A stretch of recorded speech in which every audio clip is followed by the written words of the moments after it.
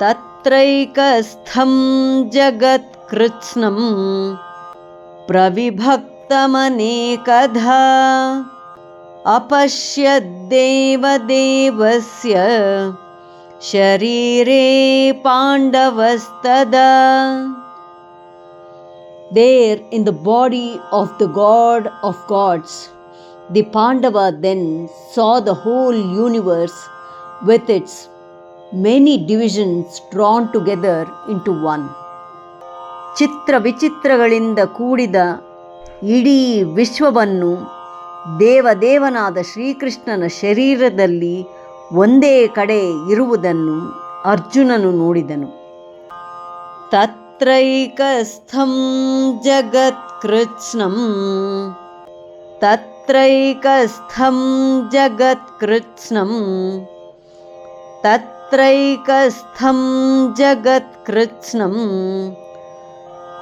ಪ್ರವಿಭಕ್ತಮನೇಕಧಾ ಪ್ರವಿಭಕ್ತಮನೇಕಧಾ ಪ್ರವಿಭಕ್ತಮನೇಕಧಾ ತತ್ರೈಕಸ್ಥಂ ಜಗತ್ಕೃತ್ಸ್ನಂ ಪ್ರವಿಭಕ್ತಮನೇಕಧಾ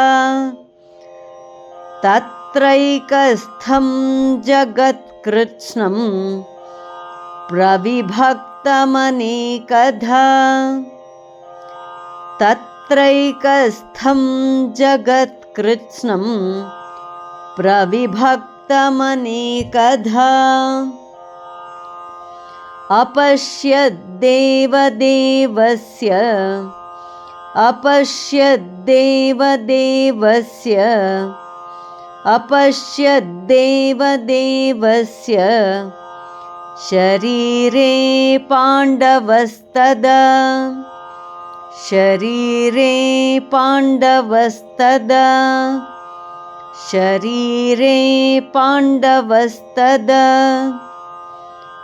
अपश्यद्देवदेवस्य शरीरे पाण्डवस्तदा अपश्यद्देवदेवस्य शरीरे पाण्डवस्तदा अपश्यद्देवदेवस्य शरीरे पाण्डवस्तदा तत्रैकस्थं जगत्कृत्स्नं प्रविभक्तमनेकधा अपश्यद्देवदेवस्य शरीरे पाण्डवस्तदा तत्रैकस्थं जगत्कृत्स्नं प्रविभक्तमनेकधा अपश्यद्देवदेवस्य शरीरे पाण्डवस्तदा तत्रैकस्थं जगत्कृत्स्नं प्रविभक्तमनेकधा अपश्यद्देवदेवस्य शरीरे पाण्डवस्तदा. ಧನ್ಯವಾದ. ನಮಸ್ಕಾರ. ಶುಭವಾಗಲಿ.